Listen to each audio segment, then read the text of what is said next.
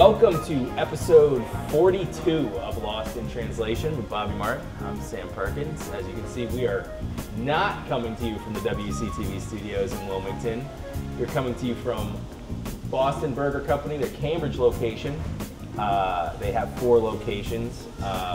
Co-owner, Wilmington resident, all-around wild guy from everything I've heard. Paul Malvone is our guest, as well as his son Joey, who has been a hockey and now all of a sudden lacrosse player at Wilmington High.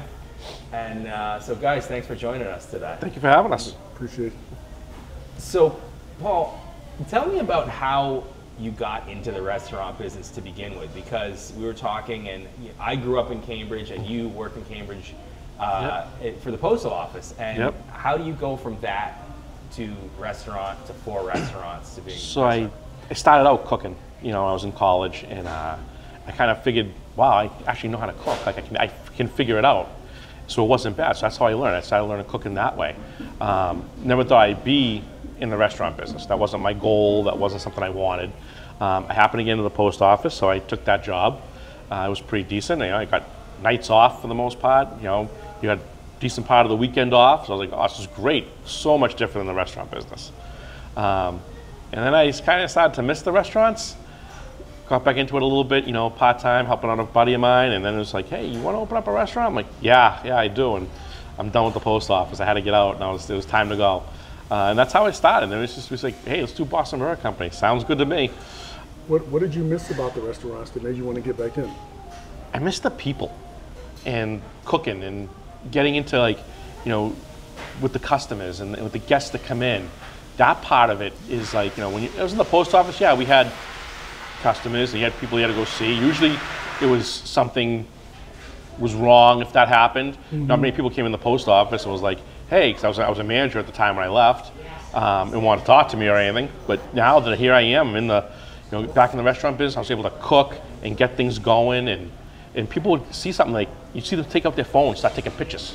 Like, that's awesome. That's the best compliment anybody could ever give. Right. That they thought it was good enough to take a picture and share it on social media of, look what I have, I love this. You know, that's what kind of really, like, that's what I missed, that part of it. How long have you been back in the restaurant? It's like, how many years ago did you leave the post office? I left 16 years ago, and we opened up Boston Burger Company 15 years ago. So Joey was pretty young then, right? He was very small. A lot smaller than he is now. How many kids do you have? 2. Okay, so he's the oldest. He's the youngest. Oh, he's the youngest. He's the youngest. He's the baby. So how old is your? My daughter is 20. Okay, so she would have been pretty young too then. She's not that much. So that's a big risk when you've got 2 young kids. Like the post office, from everything I've heard, you know, it's a federal job. There's security, pension, or retirement. You know, you're not guaranteed any of those things opening your own. Was that scary? And what made you decide, yeah, it's worth taking the risk right now? I figured at the time I was young enough where, if it didn't work out, I gave myself a year. I could always maybe try to go back to the post office or find something else. But also the night before we opened, I looked at my wife and I said, just so you know, if this doesn't work out, we got like 3 months and then we're gonna sell the house. So that's about where we're at. I think that's when it kind of sunk in a little bit, like, oh, oh, that's the type of risk we just took. What was your wife's reaction to that? I don't think she understood it at the time when I said, hey, I want to go into back in the restaurants, I want to open up a restaurant. But when I kind of put it out like that, you know, I think it kind of sunk in a little bit, and she's like, just relax, we'll be fine, we'll be fine. And I'm like, all right. I don't think I slept that night before we opened at all. You know, it sounds to me like there was a passion to start your restaurant business, and normally when you have that passion, you're, I would say that, what's the word? You're not very, I should say, realistic. Rational. You know, I don't know, rational maybe. Rational. Yeah. That's the word. Yeah, it's you don't function on ration. You function on your passion. And that has a lot to do with it, you know. I mean, I was very passionate about what I wanted to do. We had to put the time in. Yeah. And that's it. And I told my wife, I go, listen, this is like another marriage. I go, I'm going to be married to this restaurant. And Absolutely. you're going to be like a single parent.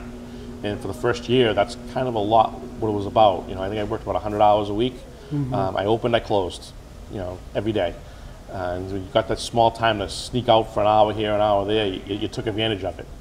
But it was difficult. You know, you found out the hard way, and you know, not that I didn't think it would be easy, but that was part of it. That was the, you know, and then you have 2 kids at home, and you're like, well, if I don't succeed, then what happens to them? So that's a lot of what pushes it.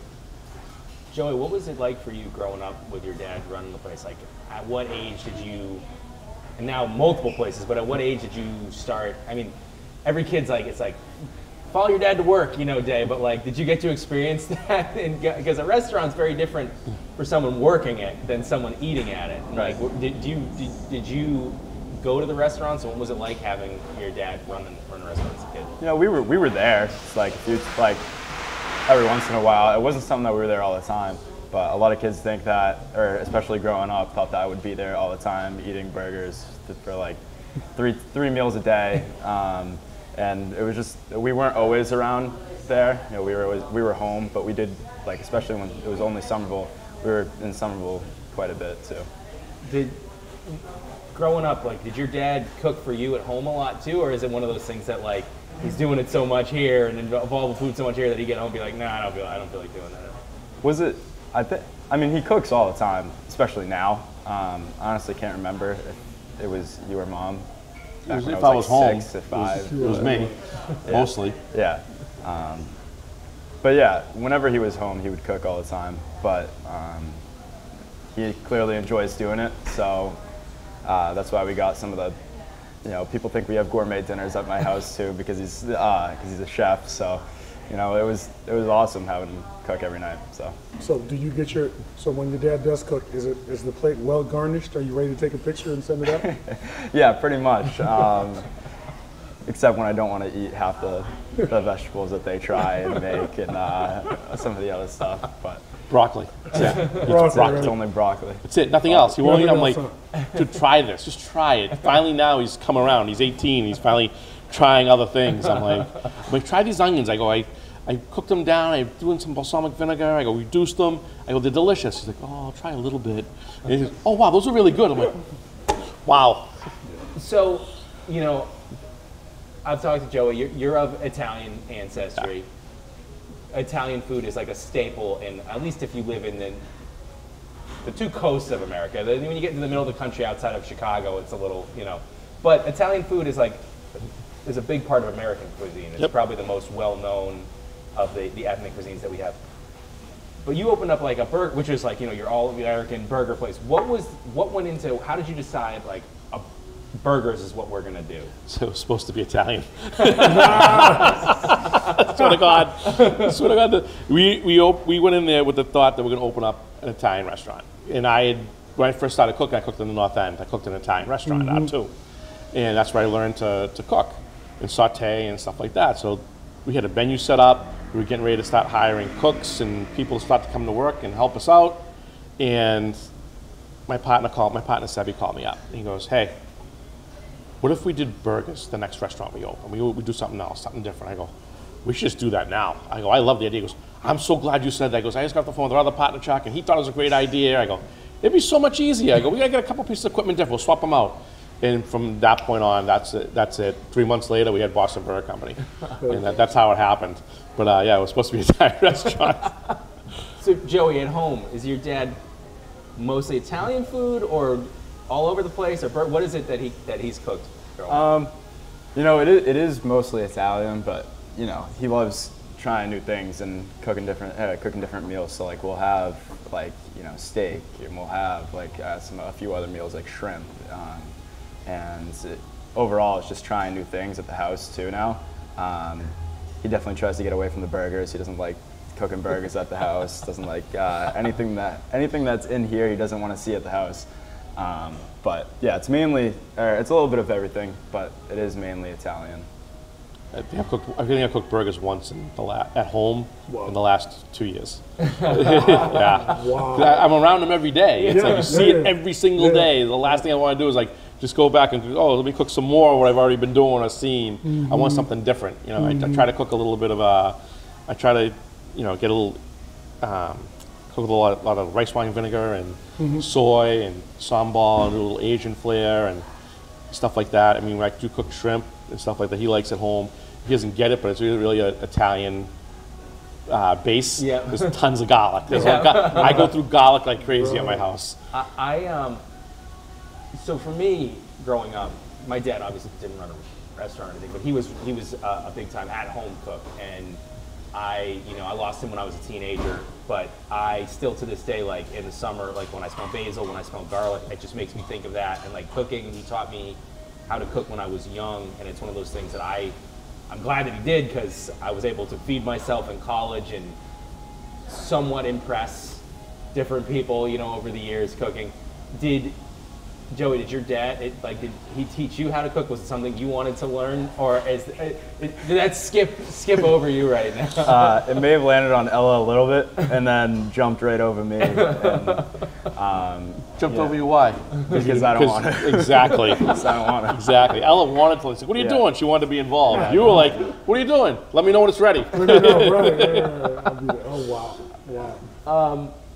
So you grew up in Medford. Yes. And Medford was different. We were talking, I grew up in Cambridge. Just the cities have gentrified. They've changed a lot. What was it like growing up in Medford? What was it like back then? I mean, when I was growing up in Medford, it was in the 80s, and you could leave your doors open at night, no one was coming in your house. Everybody watched out for everybody, and that was the thing. Like, you go out in the neighborhood, everybody knew, one of the parents knew where the kids were at all times. Everybody was watching for the kids. It was definitely like more of a family than just a community, and that was the difference in growing up in Medford at the time. When I grew up, we said, hey, going down the park, I'll see you, when the street lights come on. My parents were totally fine with that, and I knew to be home. And if I wasn't, I'd be in trouble. But now it's things have changed. The society has changed. Every place has changed. Where kid doesn't go into a park by himself for 8 hours, and that's that. So, but growing up, we all knew our neighborhood. I grew up in the Harris Park neighborhood of Medford. And we all had, every street had a parent that we had friends with or somebody on, and that's the way it was. Everybody just looked out for each other. It is, you bring that up, and it's like, I think about, so my oldest son he'll be 8 in August, my youngest is 3, but like, my 8-year-old, if he's playing out in the yard, like, he's friends with with a neighbor now, like, I'll literally be like, okay, you guys can play in the yard, and like, I'm sitting by the window watching him. And I remember being the 4th grade, and my school in Cambridge moved to Somerville for 2 years because they had to knock down the building. It's like 2.5 miles away. And I remember getting like a permission slip signed so that I could just walk to school and back. Yep. As a 4th grader from Cambridge to Somerville. I'd be petrified to let my son do that at that age, and a couple of years older than he is now. Like, I walk a couple blocks. Yeah. And that was from 1st grade to 6th grade. Yeah. And I'd get my cousin, she lived across the street from me at the time. I'd walk with her. She was younger than me, so we'd go and we'd walk down to the crosswalk. There would be a cop there. They would cross us, and you walk to school, and that was it. And then you'd walk home. There was no buses down the street or around the corner. Right. Some people get dropped off, but it was rare. It was just, that's the way it was, and going bat an eyelash. Yeah. And I'm interested to know, so how long have you been in business? 15 years. So it's been 15 years. If I'm not mistaken, I may have the number wrong, but they're saying that it's hard for a restaurant to be successful. They usually fail within 7 years? Then 1. Is it 1 year? Wow. Yeah. So this is 1 year. So tell me, what was your thought process as soon as COVID hit? Because so many places had to close, and then you guys were, didn't make it, COVID was, when that came down, I remember walking into the office with my partners, and I'm like, what are we doing? Because we could be in a lot of trouble, and this may be it. This may be the end of it. And then just pick up the pieces after it's all over. Our goal was to make it out of COVID. Come out on the other side, still operating, still doing what we're doing, and do the best we can with what we're given at the time. You had to go to all takeout, which was okay. It helped a little bit, but it wasn't nearly the business we were doing at the time. In that, then you had the third-party delivery companies like your Easy Caters and your DoorDashes, and at the time they were taking 30%, which was, a lot of people didn't realize until the governor stepped in and put a moratorium on that and said no more than 15, which helped us out a ton. Yeah. Because every penny at that point counted. We lost all our front of the house staff for the most part, just about all of them. We had a few that stayed on to help out and answering phones and handing out takeout. Most of our back of the house staff stayed for the most part. Your managers, we kept them, but it was difficult. It was definitely hard. And when COVID hit, I wasn't sure what was going to happen at the time. It's have to look for another job at some point. What are you going to do? Because this isn't going to sustain for long the way it was going and the way it was tracking. You just hoped and prayed, and every day I watched the news constantly, see what was happening, testing, do I have it, who has it. You went around the restaurants, everybody got COVID at some point for the most part. Right. But I remember for 2 years straight, New Year's Eve, I was in this restaurant cooking because all our cooks had gone out with COVID, one way or the other. I get the phone call, hey, our last cook just went down, you need to come in. All right, I'm on my way. And that's it. Plow through it, and we got it done. We're still here, and that's the important thing.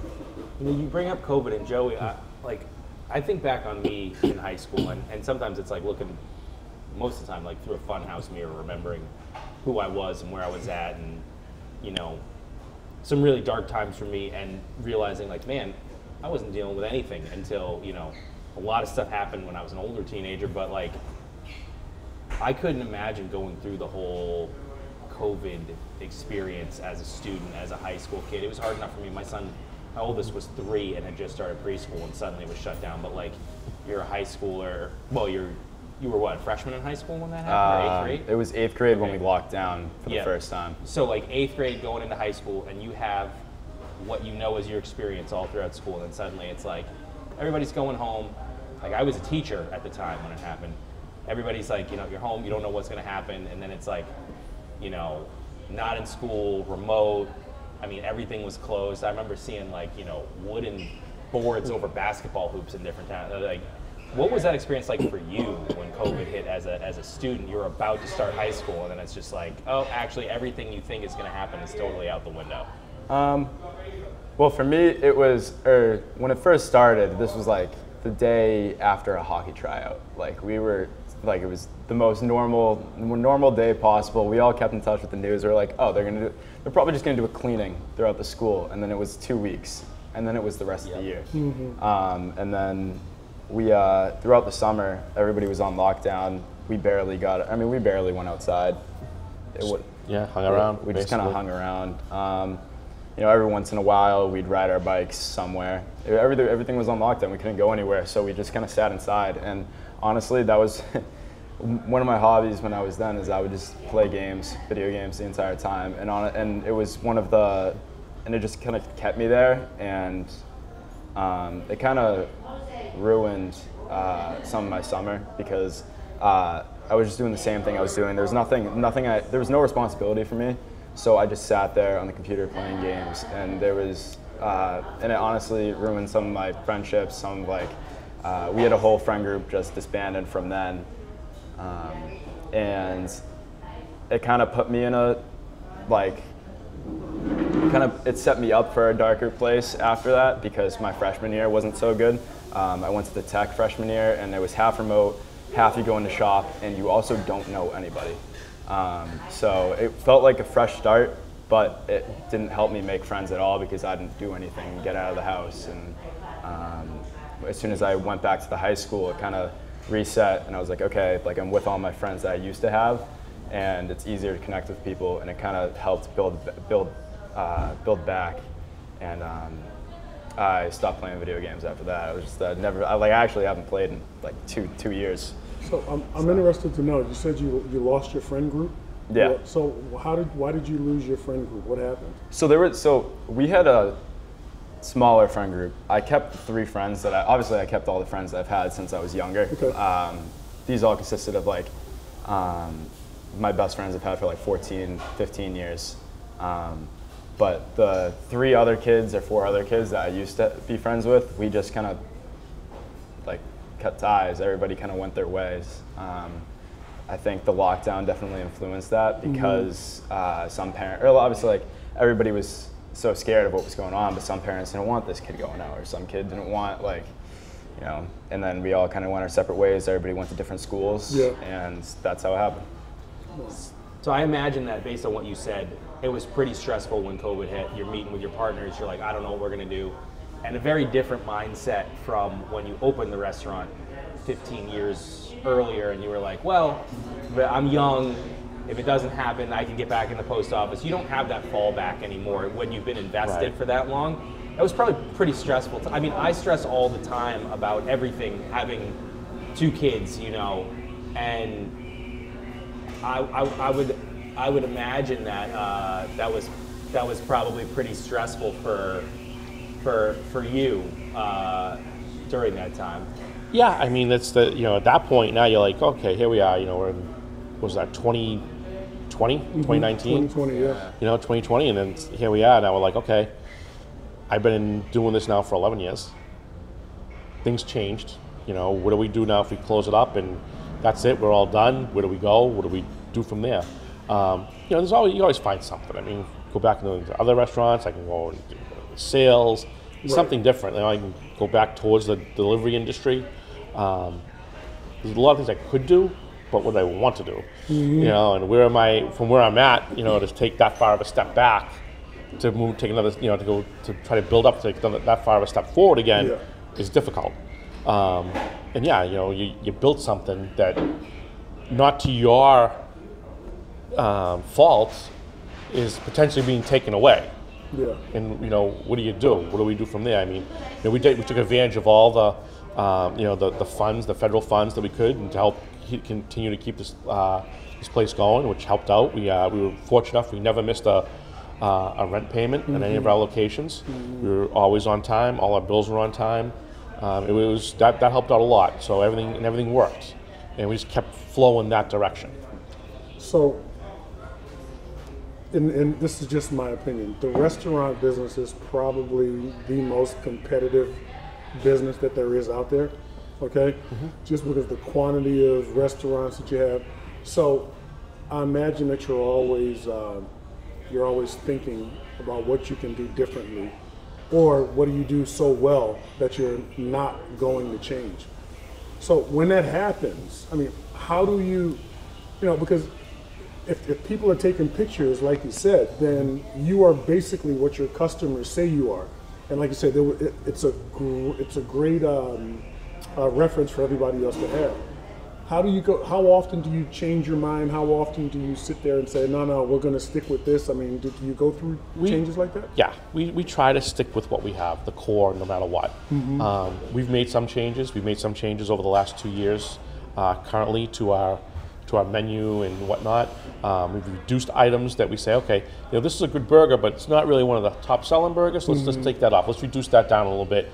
We can get rid of a couple of products we don't need now because we're just bringing in for that one item. So it helps with your food costs and stuff like that. We actually started adding smash burgers to our menu. We always do the 8-ounce half-pound burgers. So we said, okay, let's bring that in and we'll introduce it, give people an option, which we never did before. Okay. So now we do smash burgers too, which have turned out great. They actually may have changed my mind on how I want my burger. So I was like, oh, you gotta have that big, thick burger. Yeah. Now I'm like, oh, smash burger's pretty good. I'm like, oh, we have a smash burger, I'll make it myself. So it's stuff like that. And you always try to evolve and do things that are a little different without losing your identity. And that's it's a lot. A lot goes into it too. Nothing gets made, and we don't make something like that change in a day. Right. It's something we talk about. Then we bring it to, you know, we're moving out of commissary where we test stuff out. We start testing it. We bring it to the store. We start testing it here a little bit. Then training. I mean, that smash burger, switching that over, probably took almost 6 months. Wow. Do you ever test it out on Joey and his teammates, or your eldest? Sometimes we have the pasta night is burger night at our house. So whenever he had the team dinners, it was always Boston Burger Company. We always did a buffet. Now put a whole bunch of stuff out. Let's see what the kids eat. Let's see what they like. And it's amazing. These kids are all athletes, and you think they eat, right? And they come in, they'll take a little bit, and that's it. I'm like, what are you gonna do with all the rest of this food? Yeah. I'm like, I thought you guys are gonna be eating here. Like, come on. Like supermodels. Right. Exactly. It's like, really? That's it? That's all you're having? You want more? No, we're good. I'm like, no, you really? You want more? So, Bobby and I have talked a lot about being dads, and I've got some questions for you as well. But I want to ask Joey, because we haven't had a lot of kids on with their parents. You know, opening a restaurant, running restaurants takes a ton of time, a lot of stress, I would assume. You know, the margins, and then you factor in COVID on top of it. But like, Joey, what would you say about your dad as a dad for you growing up? Right? So how would you describe him? Well, he tried his best completely, so he would always be there for us when he could. And you know, juggling two different things, especially as heavy as a whole restaurant, and trying to be there for us, like as much as he could, getting to all our sports games. He did a great job of it. He completely balanced it, and I think I speak for me, Ella, and my mom that we're all proud of him, and that he did a great job. It's not easy. So balancing, I was Just make it look easy. running a few red lights along the way. I was going to ask about how do you find that balance, and how do you not bring the stress home from running your own place and then COVID and everything on top of it? I think there are definitely days, and they'll tell you that I bring the stress home. It doesn't go away, because no matter what, it's not like, oh, it's 5 o'clock, I'm out. You know, see you tomorrow at 8 and start all over again. It goes until the restaurant closes. Yeah. Your day doesn't stop just because you're not there, and it doesn't start till you get there. It starts before. So no matter what, it's always going, and that's a lot. It's difficult. Though times I get up and I walk away because I got a phone call, something happened, what went wrong, something broke, how do we fix it? And that happens constantly. Or we're out of something, and you know, who has what. I think it was just a few weeks ago. It was Memorial Day weekend, and the hot water heater went in our Somerville location on a Saturday. We're getting a plumber or a hot water heater on a Saturday at 4 o'clock on a holiday weekend. First few people we called, see you Tuesday. Okay, finally they called me like, hey, we called this person, they said they can't call. I go, let me try somebody else. I had a friend who's a plumber. I called him up, I go, what are the odds of me getting a hot water heater and getting installed before Tuesday? He goes, call you back in 10 minutes. Call me back, he goes, called a buddy of mine. He goes, he's gonna open up Wind Supply. He's one of the owners. He goes, I'll have the hot water heater today. Wow. I'm like, thank God. Yeah. And we kept plugging along, because you don't want to be closed on a holiday weekend, number one, especially something like that. You know, who knew when it was going to go? It just went. And it's being able to kind of sometimes pull a rabbit out of your hat like that. And that's stressful. That's the time like, okay, you know, I think it was Saturday, I got to go to work. I got to run down. I got to, you know, fix something else. I got to, Sunday, you know, I got to go in. I got to let the plumber came in. I come back and attach one of the pipes a little better.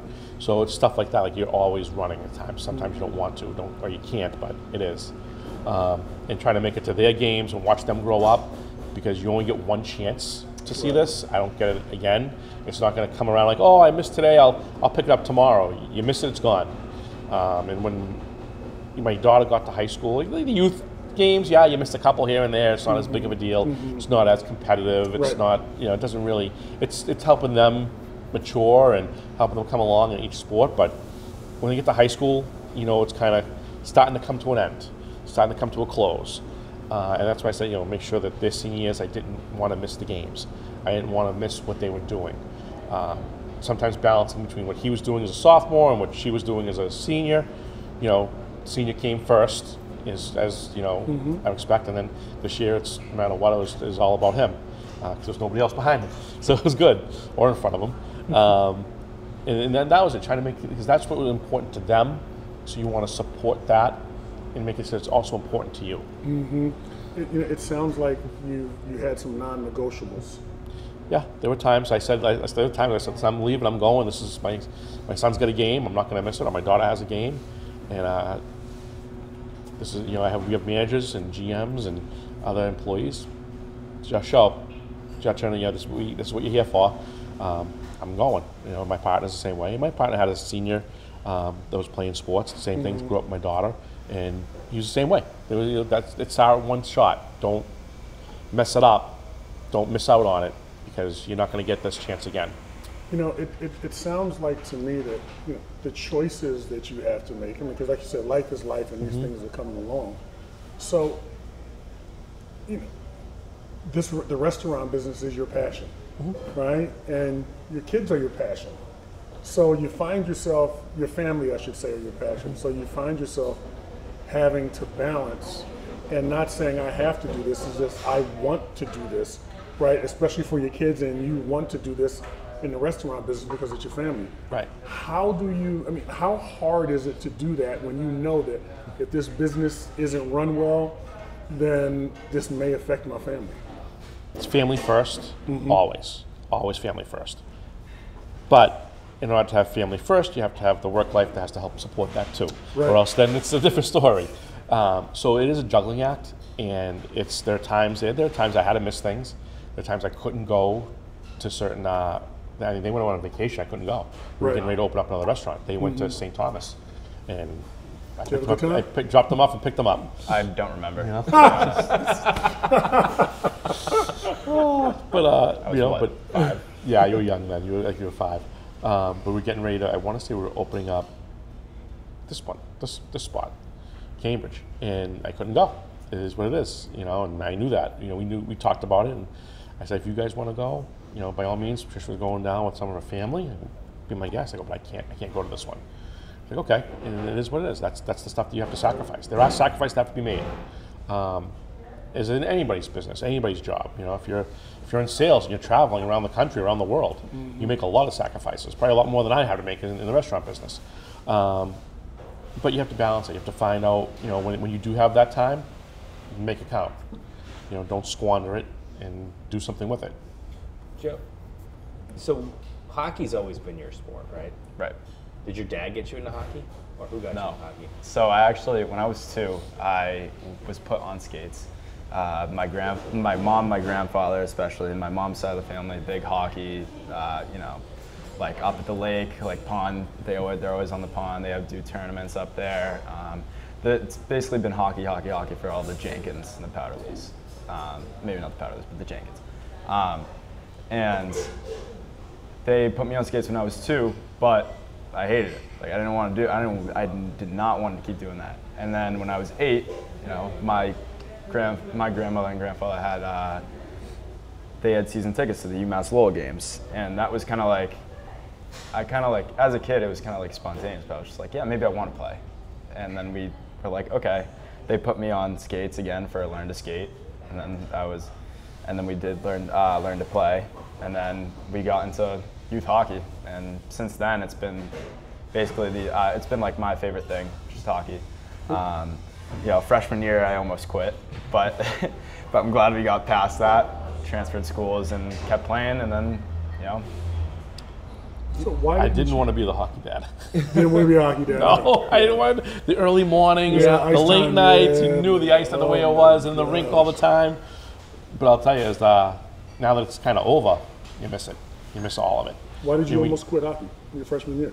So I got cut from the team at the Tech. Okay. I was unsure if I just wanted to keep playing. I honestly didn't want to try out before. I knew I would, like, not only did I knew I wasn't going to make it, but like I was still in youth hockey.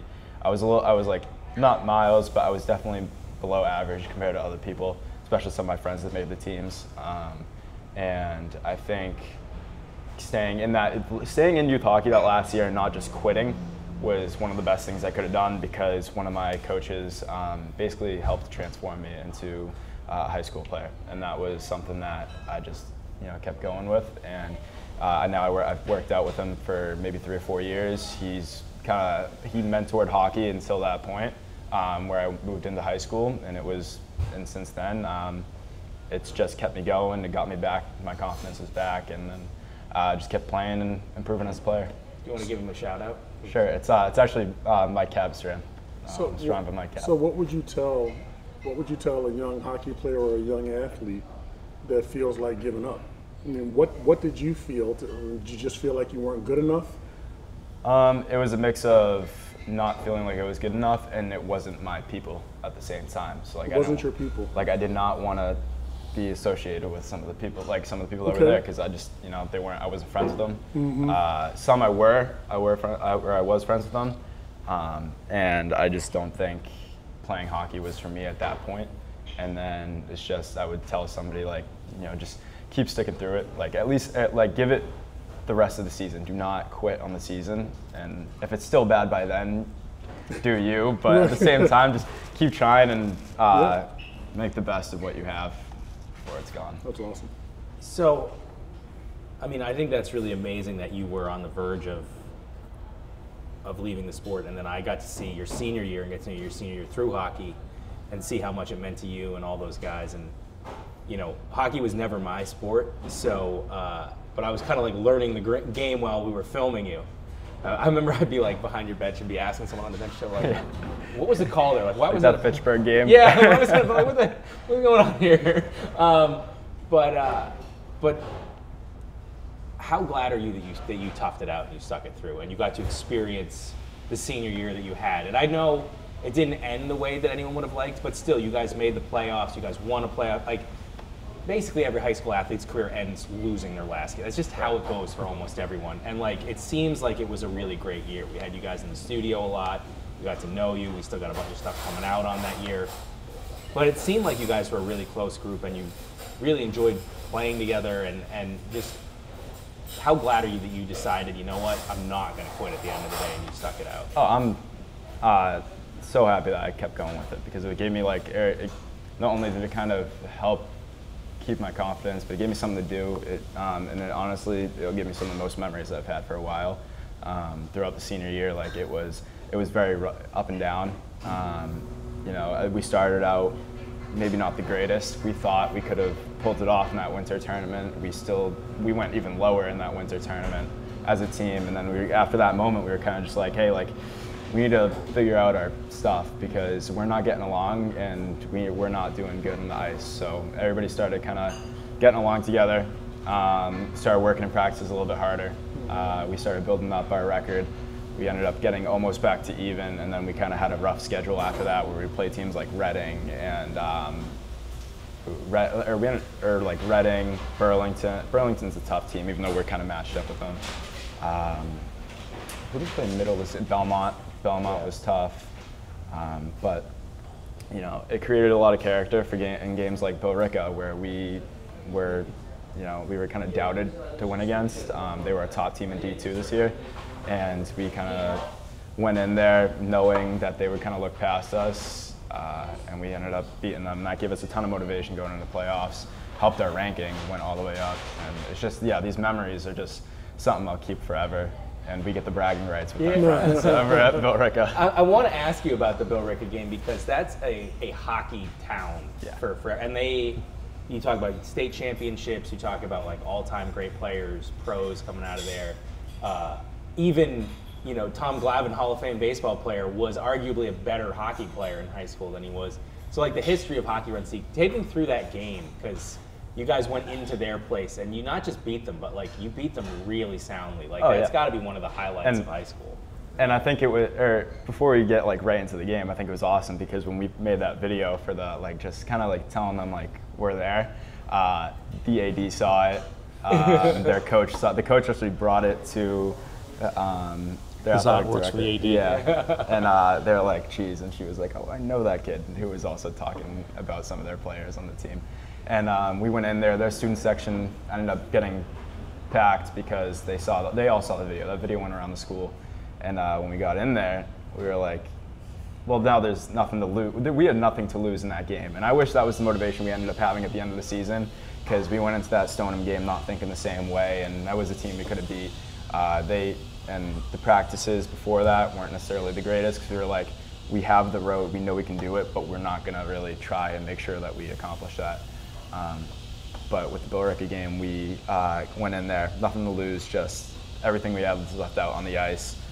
Some big moments by some players who maybe were overshadowed throughout the season and ended up having a great end of the season. I think we just did what we had to do. There was really no game plan. It was just send the house on them on the forecheck, and you know, the defense played great that game. Everybody was in front of shots. And correct me if I'm wrong, but didn't they line you guys up for their senior day because they thought you guys were an easy W? So they were supposed to, and we were told that by one of my friends. They told us, like, you're our senior night now. And then the day before they go, actually we're doing Chelmsford now. Like Chelmsford's going to be a senior night. Or maybe it was Westford Academy, which they ended up beating, which is a great team, again, too, in D1. But yeah, like this team they were a great team, very capable of beating us easily. They should have. And but we stunned them, and then they had nothing to do, and we played just great in the back end. And no, you go ahead. So I've got another question about the restaurant business. So, do you at any time, because like we talked about earlier, it's competitive. Do you pay attention to what your competitors are doing, and you say, you know what, that's a good idea. We've got to make changes, or you know, or do you pretty much stick to what you do? Is it a combination of both? It's a little bit of both. You always pay attention to what your competitors are doing. You want to see what works, what doesn't work. What are they doing? Maybe I can do something similar or better. What are they doing that they saw us doing? You know, we've seen a lot of that go around throughout the years. Different burger places. You know, you see some mac and cheeseburger. Good call. You know, the Mac Attack that went around. You see people use the Hot Mess name and try to do stuff like that. And there's a lot of that. So there's a lot of, you know, I want to say kind of like cannibalism in the restaurant business. But again, you know, it is what it is. If I do it, I just have to make sure whatever I'm doing it right. I'm doing it on point. It's got to be perfect. And we got to, you know, it's a lot of training. It's a lot of continuous oversight and overseeing in the restaurants.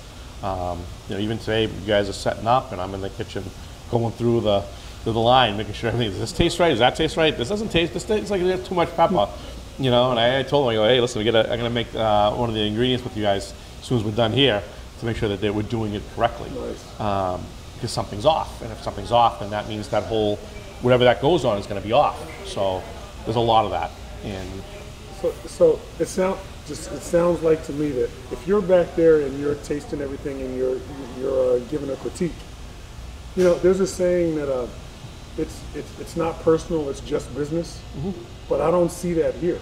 What I see is because it's so personal to you, it just happens to be your business. Correct. It's 100% correct. It is personal. Everything I do I feel it's personal. Yeah. You know, it's got to be, hey, it's, you know, this is the place that we started, myself, my two partners. This is stuff that I take pride in. We want the people that work for us to take pride in that as well. Take pride in what you make, you know? Yeah. Joey, how would you describe your dad as a hockey dad, as a sports dad? They're all different kinds of sports parents.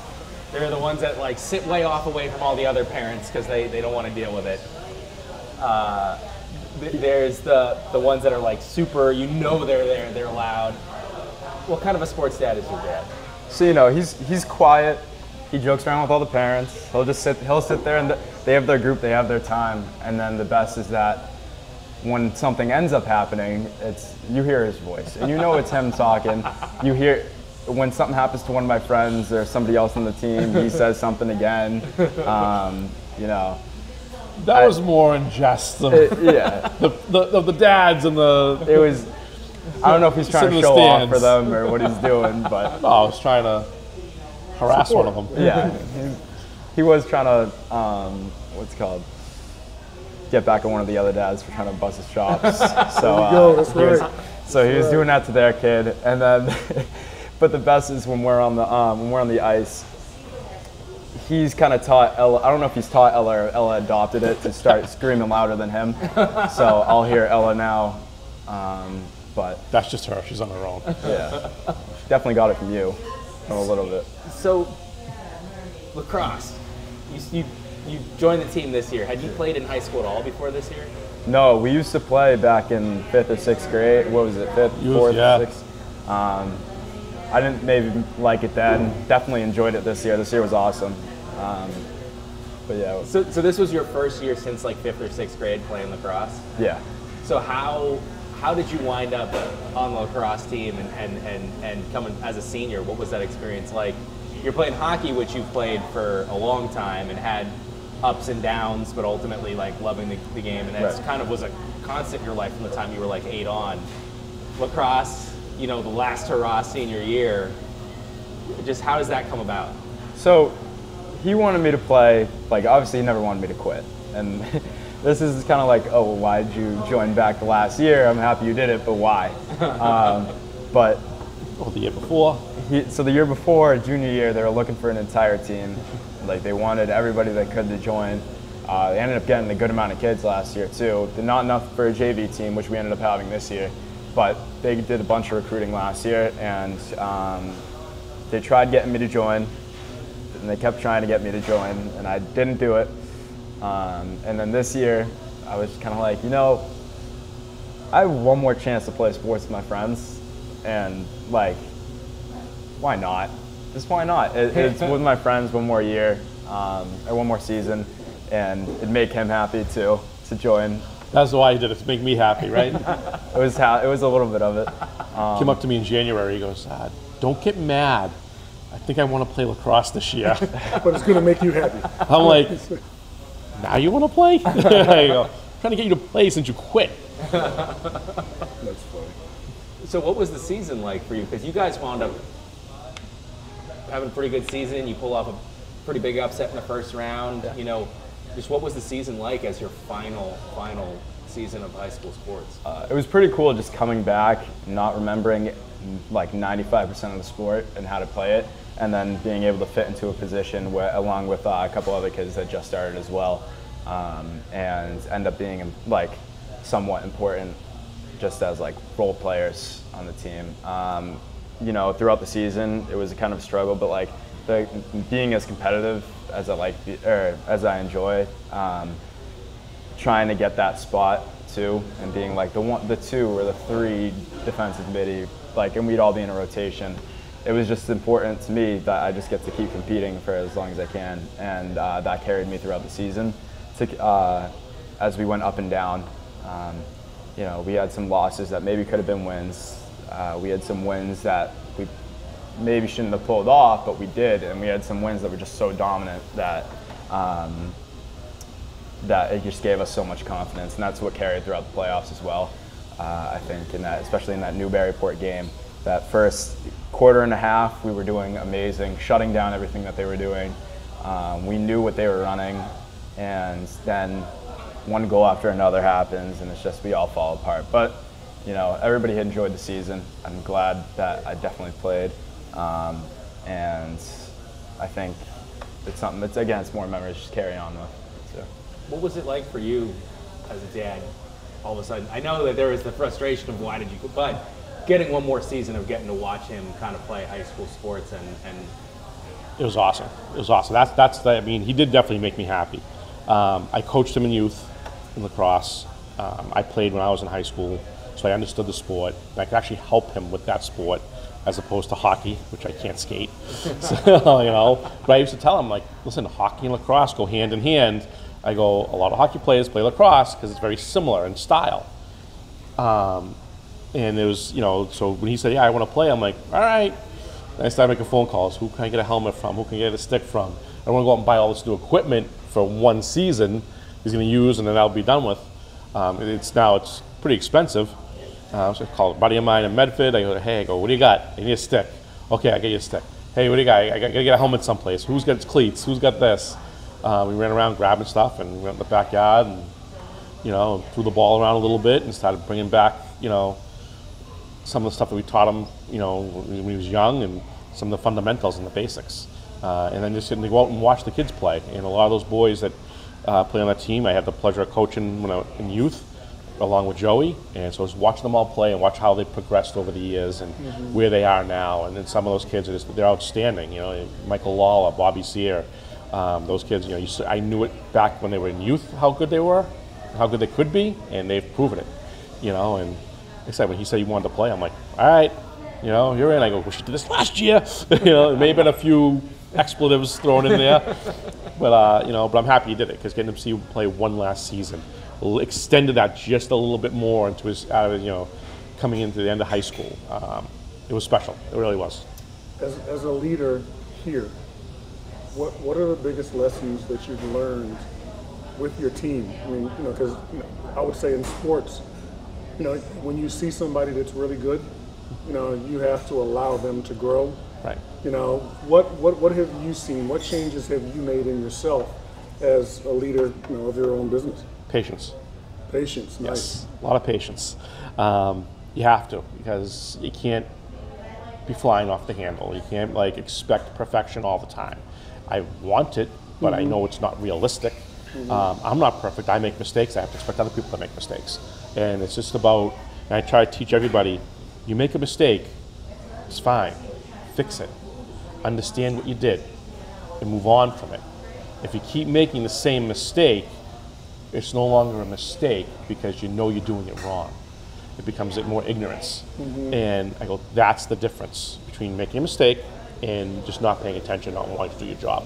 And same thing, with sports, the kids are going to make mistakes, and it's going to happen, and then they got to pick it back up and fix that mistake. And it's just, so it's all kind of relevant, together. It's funny. It was special for me to get so many of the lacrosse season. I know nothing about the sport of lacrosse. Like when I was growing up, baseball was my thing, and it wasn't until after, sometime probably when I was in my mid-20s to early 30s, that lacrosse kind of supplanted baseball as the sport that the kids are playing in the spring. But it was special to me because I knew basically every upperclassman that was on that roster, from either football or hockey or basketball, which we covered in the fall and in the winter. So it's cool for me to get one more season of getting to shoot those kids. But Joey could attest to, I'd literally be like shooting, and I'd be like, Joey, like, why was it a foul? Like, I don't know anything about this sport. You'd be like, I don't know. I didn't know either. The best thing about coaching lacrosse is that none of the parents understand it. Yeah. The majority don't understand what's going on, and so they're not yelling at you. They're not, hey, how come that happened? They're not like, oh, you should do this or you should do that. Everybody understands hockey. They see it. Baseball, even soccer. Yeah. Whatever, because they see it. They can watch it on TV. You really can't watch a lot of lacrosse. You can if you look for it. It's mostly all college for the most part. So that was always a great thing. But like you said, like where lacrosse has surpassed baseball to a degree, because lacrosse the kids are motivated. Fast, it's constantly moving. So even no matter what position you're playing, there's something going on for every single position. Whether you're moving, you get the ball. Even if the goalie, you're calling what's going on throughout the field. There's always something going on. Baseball, especially at the younger level, the youth level, you go out in the outfield and you stand there. You might get a ball this half of the inning. You might get a ball 3 innings down the road. That's about it. Otherwise, it's mostly all infield. So if you're in the infield, you're playing, you're moving. If you're in the outfield, you're hanging around hoping something comes your way. And that's kind of where it's the slow part of it. And I think that's why lacrosse, no matter if you're on that field, constantly moving, and because it's such a fast pace and so much running, there's constantly being changed in and out.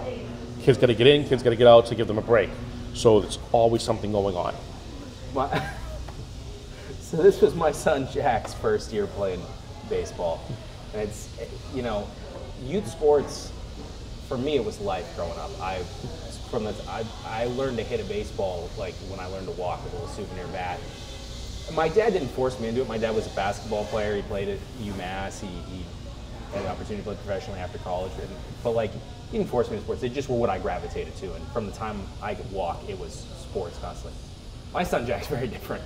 Sports are not his thing. I'm not forcing him into anything. It would be great if he was into them because it would be something that but he wanted to play baseball this year. So I'm like, okay. 7-year-old playing, baseball, the coach assisted pitching, everything.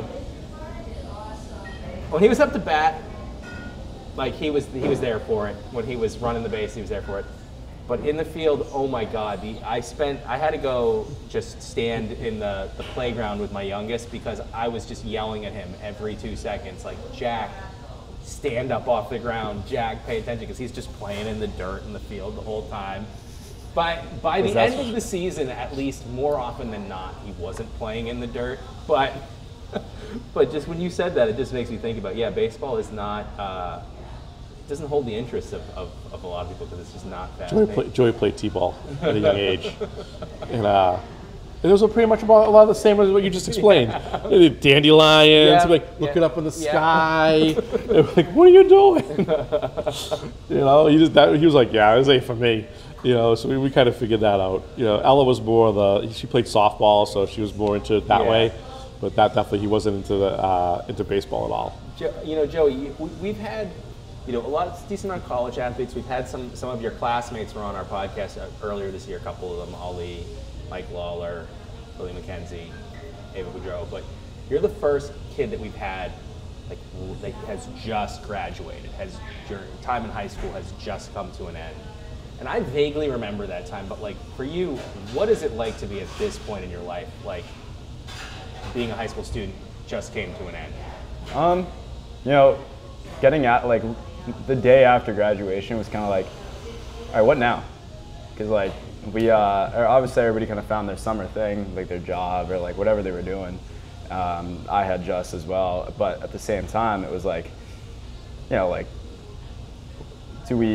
is it going to be like a huge transition into college? I'm just not going to be friends with all these kids, or am I going to like, you know, try to stay connected with all the people that I know? And you try to find that balance. It's been like what, two weeks now, almost 3,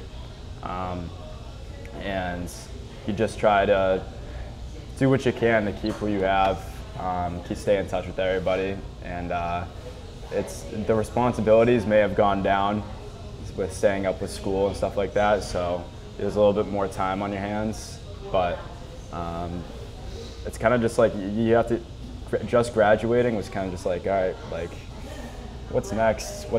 We turn the page, like, new chapter. What's going on?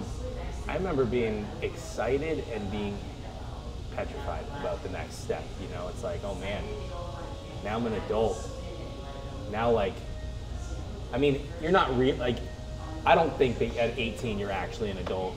In the eyes of the law, if you do something, you are, but like, you still have a lot of growing to do. You know, like, I had Arrested Development too, and so like through my 20s was trying to grow. But like, I remember it being like pretty scary about like, you know, wow, man, you know, now it's the next phase of life. You know, for you, what does it feel like to have now both of your kids have graduated high school? I mean, I think in the fall it's going to be a lot of kind of like that. You know, it's that you'll be at home and Joe's not here. Ella's at school. You know, and it's going to be a lot of that getting used to. I'll at least be able to have the TV remote to myself and not get yelled at for it. But honestly, I think I'm going to miss the both of them again. You know, I mean, Ella went to school. I'm used to her being away now. With him going, it's a little bit different. You know, he's going a little bit further away. A lot further away. You know, so it's there's that. There's, you know, he says, oh, you know, my responsibilities have diminished. I don't think he realizes how much more responsibility he actually has coming. That's, you know, a different problem for tomorrow. High school, yeah. High school, you know, for them, it's exciting because they're looking at them and they're like, yeah, you know, I just finished high school. And I'm like, and you have so much ahead of you and so much more to live and figure out and what's going to come about that you don't know yet. You know, it's funny looking back at it and saying, geez, I was there. You know, I remember when I was there. And looking fast forward, it's like a blink of an eye. You know, 30 years later, and it's like, wow. You know, you just look at it and you're amazed.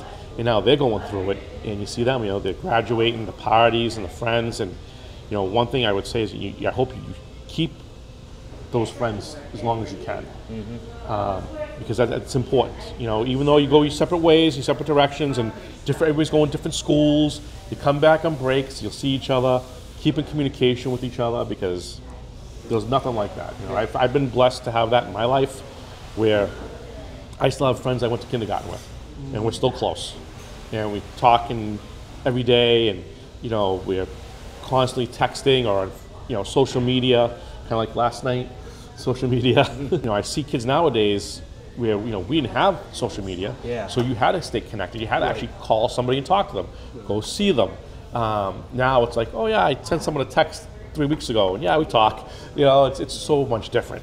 But I'll tell you, it helps out a lot. It really does, and through life, it really sticks with you. I really would, you know, echo that, and not that you know, I think the words of a dad are going to hold a lot more weight than mine, and for any adult, it might just be an echo chamber for an 18-year-old of how much they can actually take in. But yeah, I have really one friend of mine that I've known since basically I was born that I'm still friends with to this day, but he lives out in Wyoming. You know, we don't talk that much, but there were so many great kids that I grew up with, went to high school with, were teammates with, that just lost touch over the years, and I miss them to this day. And every once in a while I'll reach out, or, you know, whatever, but like, I would really, if there are kids that you grew up with, that you're genuinely, you love them as great friends, like, put in the effort to stay in touch, because you'll meet all kinds of new people, college, you know, after college, but it's never quite the same as those kids that you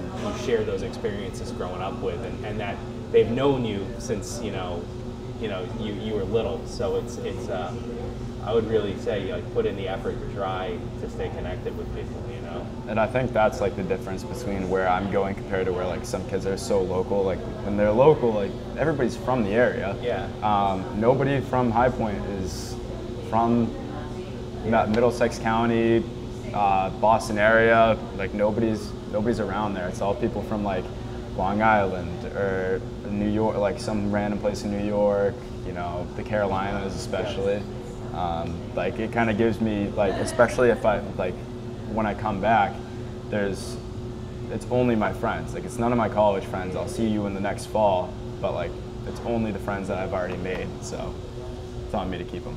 A lot of the parents, we all talk, and we all say, like, they have a really good group of kids, a really good group of friends. A lot of the kids that you've shot through the sports, those kids are together, and there really is a really good core group of kids there that are, you know, they're all pretty tight. You know, they all hang out, they're all doing whatever. They're not real mischievous, and they don't get into trouble for the most part. Right? Unless you're a fence in Andover. That happens. You know, outside of that, but that's the worst thing. I mean, we grew up in Cambridge. I grew up in Medford. That was all. We did a lot worse than that. Oh God, yeah. You know, oh my God. Yeah. And I mean, you know, even I talked to, like, you know, Officer McGilvery, you know, at the school, and he says the same thing. It's a really good group of kids. Like he goes, I'm gonna miss them. They made my job easy, right. and it's the truth. You know, they really did. You know, they did great. You know, and talking to lacrosse coaches who are also you know, police officers in Wilmington, and they're like, yeah, we don't see these kids on the weekends. And that's a good thing, you know, because they don't want to see them on the weekends like that. Not because they're tired to see them all week, just because they're out doing their job, and if they're running into them, then that's a problem. So it's a good thing, you know. They said these kids have all done phenomenal. Both of you guys had, so Bobby, your son Junior went to Rice in Louisiana. Texas, sorry, yeah. When your son went to Rice in Texas, now he's in the Navy out in Hawaii. Joey's about to go, you know, pretty far away. How do you handle that? You know, for me, I'm like, I have a hard time with, you know, my son going out of state with his mom or something on a, you know, trip. How did you handle, how are you preparing to have your kids that far away? I think the sooner we come to the realization that they come through us, they're not us, that it's easier to let them find their way, because they'll never be happy if they don't. Yeah, I don't want to see him go to North Carolina, in you know, being realist, but I also am not going to hold him back. It's his life. He's got to live it. He's got to make his life. I've made my life. He has to make his now, and now's the time where this is where it starts. You know, he may like it down there. He may not. You know, it's up to him. He has to figure that out. He has to go and try that out. No better time than when you're 18, because you don't want to do it when you're 55. You know, so this is the time where he has to figure this out and figure out what he wants to do. And he may get into something and graduate and say, you know what, I still don't like this. I want to do something else. And a lot of people do that. You know, but that's his path, and he has to make it. He has to choose it, and he has to live it. Well, thank you guys so much for having us today. This was really a fun podcast. You know, Joey, thank you for kind of. I'm trying to think of how to put this into words, but I didn't have it in me when I was a high school kid to be on camera the way that you guys were for us, go and sit down and do interviews or do podcasts or like just, you know, sit down and be open about that stuff, I would have said something idiotic, and with social media, I would have, you know, never lived it down if I was going in and doing interviews the way that you guys have over the course of the season. So I'm not a parent. Wouldn't ever overstate the role or the relationship that we had, but it was very meaningful to me for you and your teammates across a couple of different sports that you guys came in and shared a little snapshot of your senior year with us and with the community, because it was really just an awesome experience. So I wanted to thank you for that. Thank you, Paul, for having us here. It was really great. I think we thank you for putting those memories out there, because everything from that, you know, we've seen, you know, come over social media, and I'm constantly watching it, whether it be Facebook or Instagram, whatever comes out, you know, and these kids are sharing it, everybody's sharing it, you know, and you're liking it, and but you watch it, but you realize that those are memories. Hey, there's my kid over there running down the field. Oh, there's my buddy's kid over there running down the field or on the ice or whatever it was, you know, and that's what made it, you know, it was special for us. You know, you guys might not see that, but that's what we see, and that's what comes out, you know. Awesome. Thank you. Thank you, guys. Appreciate it. Thank you for your time. Thank you. Joe, thank you. Thank you.